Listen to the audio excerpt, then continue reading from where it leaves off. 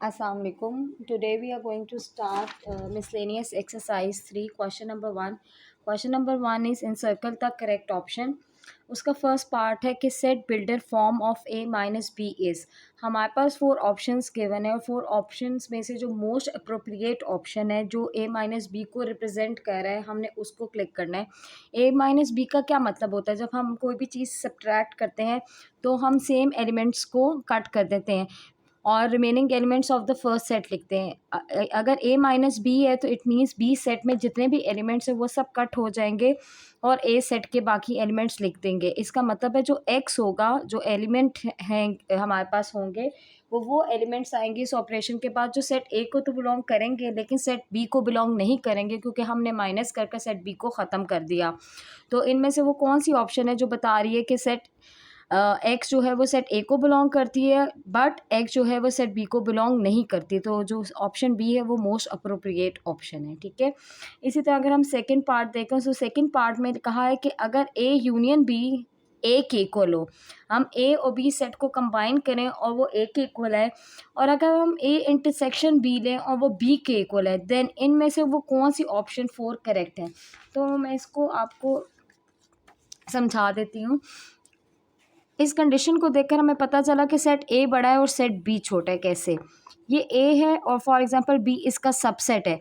अगर मैं इनका यूनियन फाइंड करती हूँ, यूनियन में दोनों शेड्स दोनों जो सेट्स होते हैं वो कलर हो जाते हैं. तो आपका आंसर क्या आ रहा है? ए सेट. और अगर मैं ए इंटरसेक्शन बी लेती हूँ तो बी इंटरसेक्शन में वो चीज़ शेड होती है जो कॉमन एलिमेंट होते हैं, तो इसमें बी कॉमन एलिमेंट है. तो इससे हमें क्या पता चला? जो बी है वो ए का सबसेट है. अगर बी ए का सबसेट है तो ए बड़ा सेट है और बी छोटा सेट है. तो जो बड़ा सेट होता है जिसका अदर सेट सबसेट होता है वो वाला सेट सुपर सेट होता है. क्योंकि B is a subset of A, इसका मतलब ए जो है वो आपका सुपर सेट है और बी जो है उसका सबसेट है. तो हम इसमें से देखेंगे कौन सा ऑप्शन करेक्ट है. A is a subset of B, नहीं, ए तो बी का सबसेट नहीं है. फिर A is not a super set of B, नहीं, ए तो सुपर सेट है बी का. A is a super set of B, ये करेक्ट ऑप्शन है. और लास्ट में ये A is not equal to B, ये भी रॉन्ग है. तो जो मोस्ट अप्रोप्रिएट ऑप्शन है उसमें वो क्या है? A is a super set of B. ठीक है. उसके बाद उन्होंने कहा है कि जो थर्ड पार्ट है A is a subset of B, A जो है वो बी का प्रॉपर सबसेट है. ये प्रॉपर सबसेट का सिंबल है. Then find A minus B. तो चलो इसको एक एग्जाम्पल के थ्रू हम करते हैं कि ए जो है वो बी का प्रॉपर सबसेट है. प्रॉपर सबसेट क्या होता है? Proper subset means set is a part of the super set but it should not be equal to the original set. जैसे ये सेट ए है और ये सेट बी है. ठीक है. तो ए जो है वो बी का सबसेट है क्योंकि A is a part of B but A is not coming equals to B. अगर ए और बी दोनों इक्वल हो जाते तो ये इम्प्रॉपर सबसेट हो जाता. ठीक है. तो ये हमारे पास क्या हुआ है? ये हमारे पास प्रॉपर सबसेट है ए और बी. तो उन्होंने कहा अगर ए जो है आपका सब प्रॉपर सबसेट है बी का तो ए माइनस बी का आंसर क्या होगा? तो हम करके देख लेते हैं. ए की वैल्यू 1 2 और बी की वैल्यू क्या है? 1 2 और 3. माइनस में हम सेम एलिमेंट्स को क्या करते हैं? कट कर देते हैं और remaining elements of the first set लिखते हैं. फर्स्ट सेट में तो कोई एलिमेंट बचा नहीं, तो क्या बचा? Null set. तो नल सेट इसका जो है करेक्ट ऑप्शन है, दैट इज़ द C1. ठीक है. फिर उसके बाद उन्होंने कहा अगर ए माइनस बी और बी माइनस ए दोनों नल सेट के इक्वल है तो इसका क्या मतलब होगा? ए जो है वो बी के इक्वल है तभी हम सबट्रैक्ट कर रहे हैं. वाइस वर्स तो दोनों का आंसर नल सेट ही आ रहा है. फिर उसके बाद जो फिफ्थ पार्ट है उसमें कहा है कि set of common elements of A and A complement is dash set. Common element means कि हमें ए और ए कॉम्प्लीमेंट का इंटरसेक्शन लेना है. ए कॉम्प्लीमेंट का मतलब वो क्या होता है? हमें इसको यूनिवर्सल सेट से सबट्रैक्ट करते हैं. जब हम ए को यूनिवर्सल सेट से सबट्रैक्ट करेंगे तो जितने भी ए के एलिमेंट्स हैं वो सब कट कर देंगे. तो इट मीन्स ए कॉम्प्लीमेंट में वो एलिमेंट्स हैं जो सेट ए में नहीं है. तो सेट ए और ए कॉम्प्लीमेंट में कोई भी चीज़ कॉमन नहीं होगी आपस में, तो उसका आंसर क्या होगा? Null set. फिर जो आपका 6 पार्ट है उसमें कहा है set of real numbers can be written as. हम किसी भी सेट को 3 फॉर्म्स में लिख सकते हैं. सेट बिल्डर फॉर्म में, टेबलर फॉर्म में और डिस्क्रिप्टिव फॉर्म में. ठीक है. तो इसमें से जो मोस्ट अप्रोप्रिएट ऑप्शन है वो बोथ बी एंड सी है. वैसे तो हम टेबुलर फॉर्म में भी लिख सकते हैं, उसको डिस्क्रिप्टिव फॉर्म में भी लिख सकते हैं और सेट बिल्डर फॉर्म में भी लिख सकते हैं।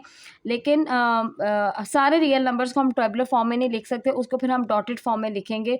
हमारे सारे रियल नंबर्स को एक टेबुलर फॉर्म में लिखना इम्पॉसिबल है, क्योंकि कोई कंडीशन नहीं गिवन, कोई लिमिट नहीं हमें गिवन।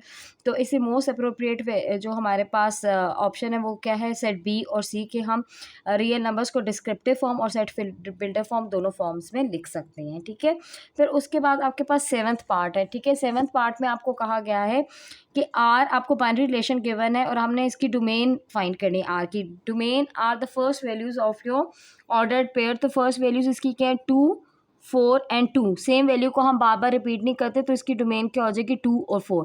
तो इसका बी जो है वो करेक्ट ऑप्शन है।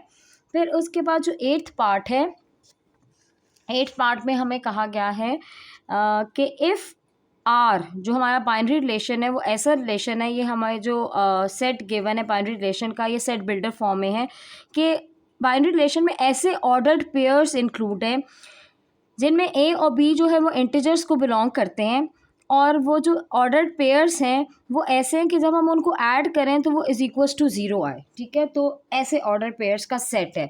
तो फॉर एग्जांपल अगर आप देखो तो इंटीजर्स आपके क्या होते हैं, 0 +-1 +-2 +-3 एंड सो ऑन। ठीक है, तो उन्होंने कहा कि ए और बी दोनों इंटीजर्स हैं, लेकिन ऐसे इंटीजर्स हैं जिनको हम ऐड करें तो हमारे पास आंसर 0 आए। तो वो कौन से दो इंटीजर्स होंगे, जैसे +1 -1 +2 -2।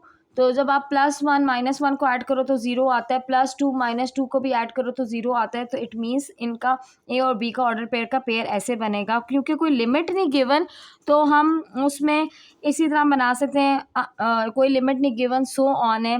फॉर एग्जांपल आपका सेट बनता है 3 -3 3 का, -2 2 का, फिर आपके पास सेट बनता है -1 1 का, फिर आपके पास सेंटर में नंबर लाइन पे क्या आ जाता है, 0 0। फिर आपका सेट इसको ऑर्डर पेयर इस तरह भी बन सकता है 1 -1 का। फिर आपका ऑर्डर पेयर इस तरह भी बन सकता है 2 -2 का। फिर आपका ऑर्डर पेयर इस तरह भी बन सकता है 3 -3 का एंड सो ऑन, क्योंकि इसकी कोई लिमिट नहीं गिवन। ठीक है, फिर उसके बाद अगर हम इसकी डोमेन और रेंज फाइंड करें, क्योंकि जो इसके ऑप्शंस है उसमें डोमेन और रेंज का जिक्र हुआ है। डोमेन आपके ऑर्डर्ड पेयर की पहली पहली वैल्यू होती है। तो ये क्या आ रहा है, -3 -2 -1 0 1 2 3 एंड सो ऑन। ठीक है, क्योंकि कोई लिमिट नहीं गिवन। इसी तरह अगर मैं रेंज फाइंड करूँ तो रेंज आपकी ऑर्डर्ड पेयर की सेकेंड वाली वैल्यू होती है। तो इसमें क्या आ रहा है, वो 3 2 1 0 -1 -2 -3 and so on from both sides. तो अगर मैं डोमेन और रेंज को कंपेयर करूँ तो डोमेन और रेंज दोनों क्या आ रही है, इक्वल्स टू ईच अदर आ रही है। तो अगर मैं इसमें देखूँ ऑप्शन 8 में, तो सी वाला ऑप्शन करेक्ट ऑप्शन है, जिसमें डोमेन आर जो है वो is equals to range R है। ठीक है, फिर उसके बाद आपके पास 9th पार्ट है, जिसमें उन्होंने कहा है कि ऐसा बाइनरी रिलेशन जिसमें हमने वो ऑर्डर्ड पेयर इंक्लूड करने हैं जिसमें ए और बी दोनों जो है नेचुरल नंबर्स को बिलोंग करें, और जब हम ए और बी को मल्टीप्लाई तो करें तो आंसर क्या हो, 12 हो। तो ए और बी वो सारे नेचुरल नंबर्स हैं जिनको मल्टीप्लाई करने के बाद हमारा आंसर 12 आता है। तो अगर हम इन चारों ऑप्शंस को जो है वो कंपेयर करें तो जो ए वाली है वो ऐसे ऑप्शन है जिसमें सारे वो नेचुरल नंबर्स इंक्लूडेड है जिनको मल्टीप्लाई करने के बाद आंसर जो है वो 12 आता है। बी में भी कुछ एलिमेंट्स मिसिंग है, कुछ नेचुरल नंबर्स मिसिंग है, सी में भी कुछ नेचुरल नंबर्स मिसिंग है, और डी में भी कुछ नेचुरल नंबर्स मिसिंग है। तो जो सारे नेचुरल नंबर्स जिनके पॉसिबल ऑर्डर्ड पेयर्स बन सकते हैं, जिनको मल्टीप्लाई करने के बाद आंसर 12 आ रहा है, तो वो ए वाला है। वरना बी सी डी में भी ऐसे ही ऑर्डर पेयर्स हैं जिनको मल्टीप्लाई करने के बाद आंसर 12 आता है, लेकिन इनमें कुछ ऑर्डर पेयर मिसिंग है। ऑल पॉसिबल ऑर्डर पेयर जो इंक्लूडेड है वो ए में है, तो इसी ए जो है वो इसका करेक्ट ऑप्शन है। फिर जो एक्स आपको 10th पार्ट है उसमें कहा है number of elements in set ए।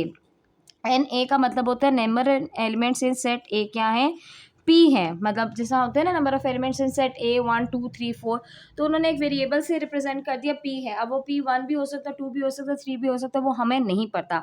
हमने फाइंड करना number of elements in A into A. तो अगर number of elements in set A P है तो दूसरा भी हमने मल्टीप्लाई करना ए को ही, तो पी इंटू पी हो जाएगा, दैट इज पी स्क्वायर। तो पी स्क्वायर इसका राइट आंसर है, दैट इज द D1। इसी तरह जो 11th पार्ट गिवन है उसमें उन्होंने कहा है number of elements in set B, वो क्या है आपके पास टी है, हमने number of binary relations in B into B find करना है। तो number of binary relation find करने का फॉर्मूला हम कर चुके हैं, दैट इज 2⁻n। तो n क्या होता है, number of elements in Cartesian product. तो पहले हम ये फाइंड आउट करेंगे कार्टेशियन प्रोडक्ट में कितने एलिमेंट्स हैं।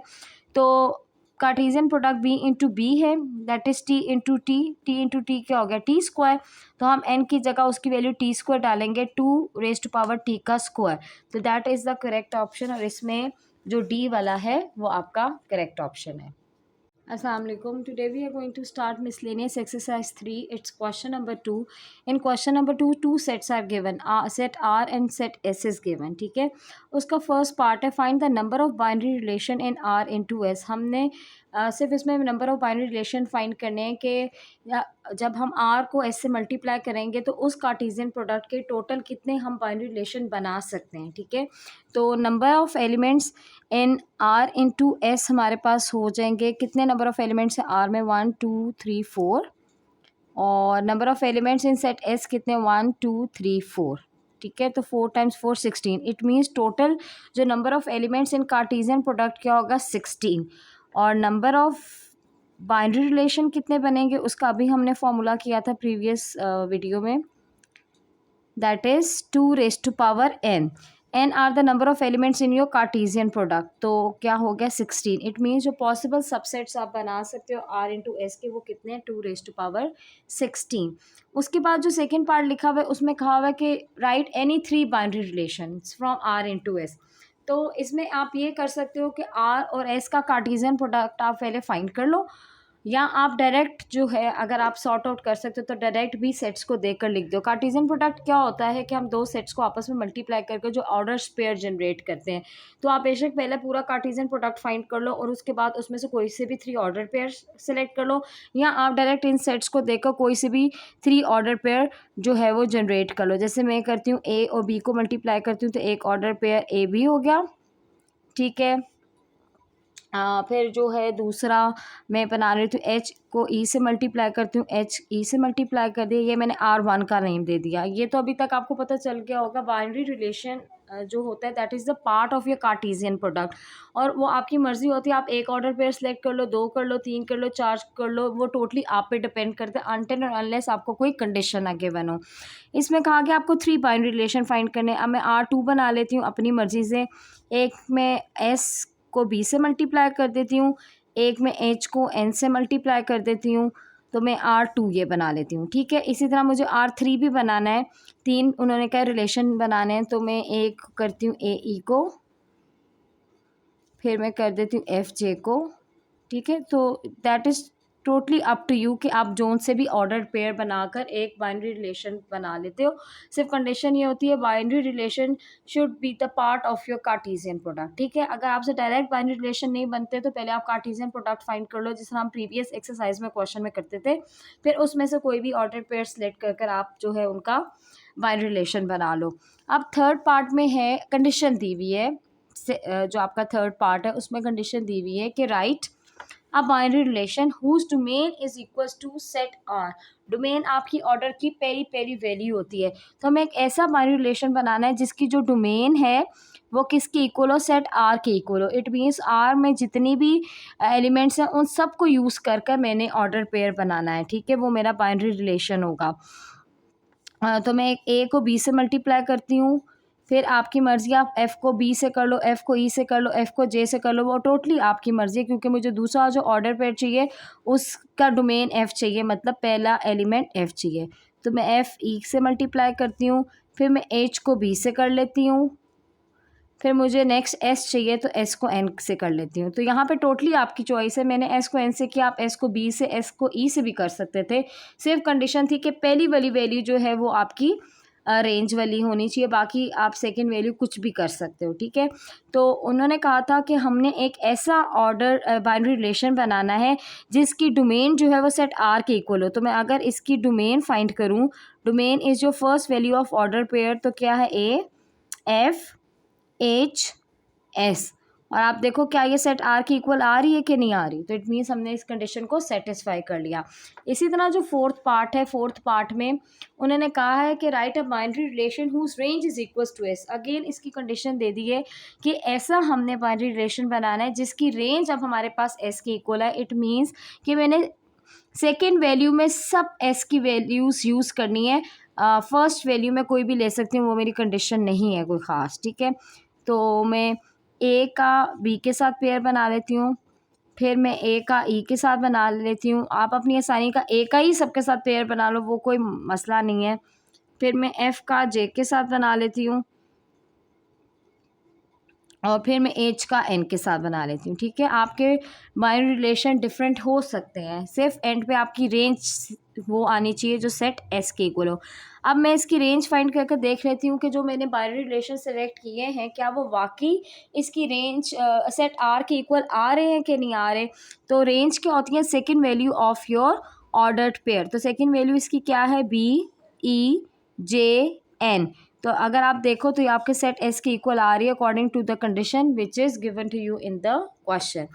इसी तरह जो इसका फिफ्थ पार्ट है, फिफ्थ पार्ट में उन्होंने कहा है कि अब आपको ऐसा बाइनरी रिलेशन बनाना है जिसकी डोमेन जो है वो सेट आर की इक्वल हो और रेंज आपकी सेट एस की इक्वल हो। इट मीन्स कि जो पहली पहली वैल्यूज़ आपने यूज़ करनी है वो आर की यूज़ करनी है, और जो सेकंड वैल्यू यूज़ करनी है आपने एस की करनी है, और सारी वैल्यूज़ यूज़ करनी है ताकि आपका डोमेन और रेंज सेट आर और एस की इक्वल हो। तो मैं सिंपल हर जो है वो आर सेट के एलिमेंट को एस सेट के एलिमेंट से पेयर कर देती हूँ। ए को बी से, फिर एफ़ को ई से, फिर एच को जे से, फिर एस को एन से, ठीक है।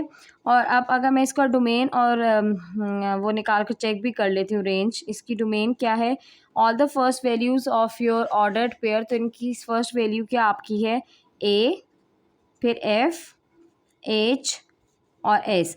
और अगर आप ये कंपेयर करो तो आपकी डोमेन किसकी इक्वल आ रही है, सेट आर के, जो आपकी रिक्वायर्ड कंडीशन थी। फिर मैं रेंज फाइंड करके देख लेती हूँ। Range is the second value of your order pair. वो क्या है, बी, फिर क्या है ई, फिर क्या है जे, फिर क्या है एन। और अगर आप इसको कंपेयर करो तो वो आपके सेट एस के इक्वल आ रही है, वही एग्जैक्टली जो आपके क्वेश्चन में कंडीशन कहा गया था। Question number 3 of miscellaneous exercise 3 is, आपको एक वेन डायग्राम की शेप गिवन है और उस 4 पार्ट्स गिवन है कि आपने वेन डायग्राम को उन पार्ट्स के अकॉर्डिंग शेड करना है। जो फर्स्ट पार्ट है वो है A union B intersection C, ठीक है। This shape is given to you in the question and we have to shape it according to the operation given to us. अब सबसे पहले हम वो चीज़ सॉल्व करते हैं जो ब्रैकेट के अंदर होती है, ठीक है। ब्रैकेट के अंदर क्या है, B intersection C. B intersection C का मतलब बी और सी में जो कॉमन एरिया आपस में शेयर कर रहे होते हैं, ठीक है। बी ये सेट है, सी ये सेट है, इनमें जो कॉमन एरिया शेयर हो रहा है वो ये लूप है, दैट इज़ ई। तो हम इसको शेड कर देंगे। ये हमारा फाइनल आंसर नहीं है, फाइनल आंसर है हमने ए का यूनियन लेना है बी इंटरसेक्शन सी के साथ। यूनियन में हम दोनों सेट्स के एलिमेंट को कंबाइन कर देते हैं, हम शेड करते हैं वो सारा कुछ जो यूनियन में लिखा होता है। तो इट मीन्स ए तो शेड होगा ही होगा, ठीक है, पूरा सेट। इसके साथ वो भी शेड होगा जो बी इंटरसेक्शन सी का आंसर था, और बी इंटरसेक्शन सी का आंसर क्या था, ये लूप। तो हम ये लूप भी शेड कर देंगे, ठीक है। इसी तरह अगर आप इसका सेकंड पार्ट देखो तो इसके सेकंड पार्ट में है A intersection B union C. तो पहले हम वो चीज़ सॉल्व करते हैं जो बी जो ब्रैकेट में होती है, that is B union C. तो बी यूनियन सी का क्या मतलब है कि आपका पूरा बी भी शेड होगा और पूरा सी भी शेड होगा, ठीक है। फिर हमने उसके बाद ए इंटरसेक्शन लेना है बी यूनियन सी में, मतलब ए सेट में और बी यूनियन सी सेट में जो चीज़ कॉमन है। आपका सेट ए क्या है, ये आपका सेट ए है, इसमें बी यूनियन सी की कोई चीज़ शेयर हो रही है कि नहीं हो रही, हाँ ये लूप शेड हुई हुई है, ठीक है। तो ये आपका कॉमन जो है वो डाटा है किसका, ए का बी यूनियन सी के साथ। तो हम फाइनल आंसर में इस सारी लूप को शेड करेंगे, ठीक है। तो इंटरसेक्शन में आप ये देख लो, क्योंकि आपने ए का इंटरसेक्शन लेना बी यूनियन सी के साथ, तो आप ए सेट को हाईलाइट कर लो, और उसको हाईलाइट करने के बाद अगर कोई शेडेड पोर्शन उसमें आ रहा है तो वो शेडेड पोर्शन जो है आपका आंसर होगा। तो इसमें शेडेड पोर्शन क्या आ रहा है, ए सी वाली लूप, तो हमने इस लूप को शेड कर दिया, ठीक है। उसके बाद जो आपका थर्ड पार्ट है, थर्ड पार्ट में ए माइनस बी इंटरसेक्शन सी है, ठीक है। तो बी इंटरसेक्शन, पहले ब्रैकेट में बी इंटरसेक्शन सी है तो बी इंटरसेक्शन सी निकालेंगे। बी इंटरसेक्शन सी का क्या मतलब है? बी इंटरसेक्शन सी का मतलब है बी और सी के जो कॉमन एलिमेंट्स है, जो कॉमन लूप है, तो बी और सी की जो कॉमन लूप है हम उसको क्या कर देंगे, शेड कर देंगे, और बी और सी की कॉमन लूप क्या है ये, ठीक है। उसके बाद हमने फाइंड करना है ए माइनस बी इंटरसेक्शन सी। हमने ए में से बी इंटरसेक्शन सी को क्या कर देना है, माइनस कर देना है, ठीक है। तो जब हम ए में से बी इंटरसेक्शन सी को माइनस करेंगे तो माइनस का क्या मतलब होता है कि वो सारे एलिमेंट्स जो बी इंटरसेक्शन सी में हैं वो कट कर देंगे ए में से। तो बी इंटरसेक्शन में क्या एलिमेंट है, ई, लेकिन E is not the part of A, तो इट मीन्स कि ए में से कुछ भी कट नहीं होगा और remaining elements of the set ए जो है वो आंसर हो जाएगा। तो रिमेनिंग एलिमेंट आपका पूरा सेट ए है, क्योंकि बी इंटरसेक्शन सी में जो एलिमेंट आ रहा है ई, वो उसमें कोई भी चीज़ ए के कॉमन नहीं है जिसको हम कैंसिल कर सकें। तो ए पूरा जो सेट है वो शेड हो जाएगा, ठीक है। इसी तरह जो इसका फोर्थ पार्ट है, फोर्थ पार्ट में B minus A union C है। इसका मतलब पहले तो हम ब्रैकेट वाला फाइंड कर लेंगे ए यूनियन सी। ए यूनियन सी का क्या मतलब, ए भी पूरा शेड होगा और सी भी पूरा शेड होगा। फिर हमने फाइंड करना है B minus A union C. It means कि हमने बी में से वो एलिमेंट सब्ट्रैक्ट कर देने हैं जो ए यूनियन सी में है। आपका ये पूरा सेट बी है, ठीक है, ये पूरा सेट बी है। इसमें से हमने वो एलिमेंट्स निकाल देने हैं जो ए यूनियन सी में है। ए यूनियन सी में वो पार्ट है जो शेडेड पार्ट है, तो this is also the part of A union C. It means ये हम निकाल देंगे, तो रिमेनिंग आपका जो ये वाला पोर्शन है वो आपका आंसर होगा B minus A union C का। हमने ई इसमें से क्यों निकाला, because E is the part of A union C, और माइनस में हम जो सेम चीज़ें होती हैं उनको कट कर देते हैं, उनको निकाल देते हैं, तो इसलिए हमने इस ई को निकाल दिया।